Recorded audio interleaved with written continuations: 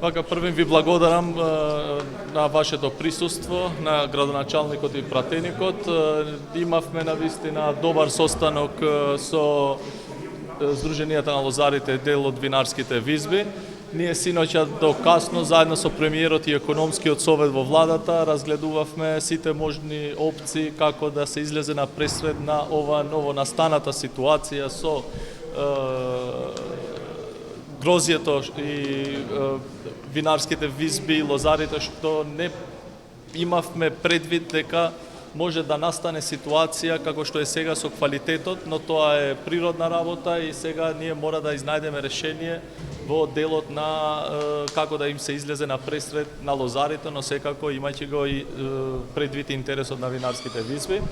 Освен мерките што ние сме ги предлагале до сега, што значи тие 4 денара субвенции за да се достигне ланската цена на грозјето и поддршката кон извозот на флаширано и наливно вино која беше како субституција во транспортот. И исто така и извозот на винско грозје до одредени количини што предвидуваше до 12 милиона килограми 2 денари, од 12 до 25 милиона килограми 3 денари, над 25 милиона килограми 4 денари.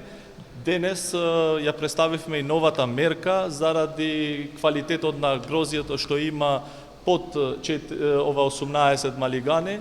Ние додатно како влада ќе помогнеме со дополнителни 4 денари за тоа грозје што намената нема да биде за вино, туку ќе биде друга намена како на пример дестилат или концентрат за сокови.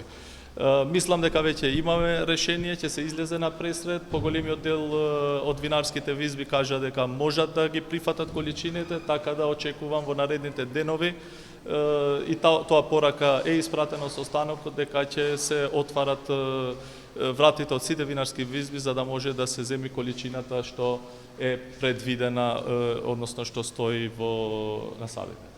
Ако имате некој друго прашање, повелете. Напредни лозари бараат нов закон за лозарство. Дали може да се излезе во пресред на ваквите барања? И министре, дел од медиумите вчера пишуваат дека е запленето наше грозје и вратено назад со тешки метали од тиквашијата. Дали таа информација е точна?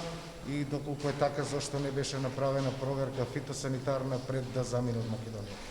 Вака, значи, што се однесува до закон и други позитивни препораки, односно решенија што би излегле во наредниот период, ние оставивме дека ќе формираме комитет заеднички на лозарите и на винарските визби за да направиме една долгорочна стратегија за овие проблеми да не затекнат секоја година исто, така да сме отворени да разговараме во тој дел и нормално дека ќе се обидеме да најдеме најдобро можно решение.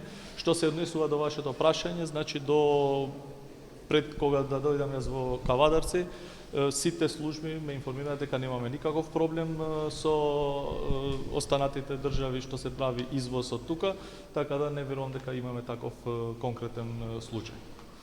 И како вие коментирате оваа ситуација со откупот на грозјето?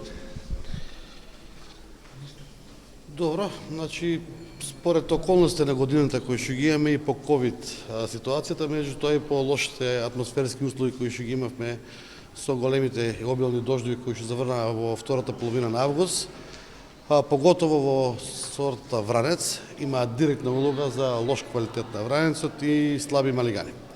Она мерка владата која што ја предложи, 2 плюс 2 денари на моменталната цена откуп на лозарите, е одлична мерка, меѓутоа со оглед на откупувањето дојдовме до официјални информации и преку инспекторатот и преку министерството дека вранец има доста количини назад кои што нема договор за винарски визби да го дадат, меѓутоа и во разговор со винарските визби увидовме дека тој вранец е со полош квалитет, не само во малиганите, него и во делот на болести кои што произлегуваат од овие атмосферски влијанија.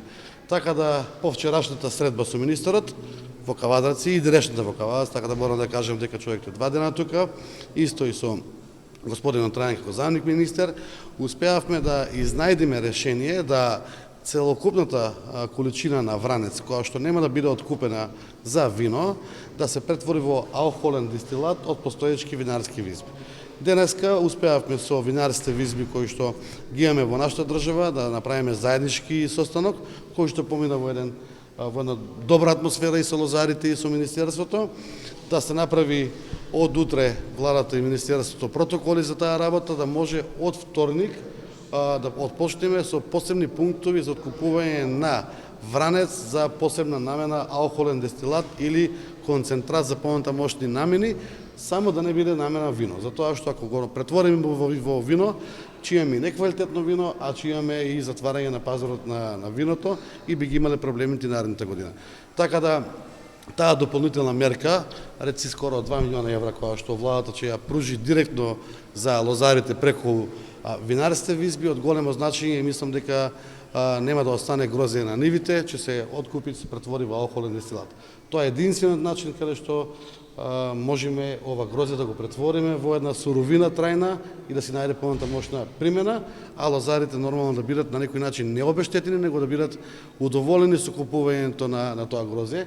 Морам да потенцирам да кажам дека и за тоа грозје кој се откупе за алкохолен дестилат си важи мерката 2+2 денари за субвенции понатамошното преку Министерството за земјоделие и Агенцијата платежна при земјоделие.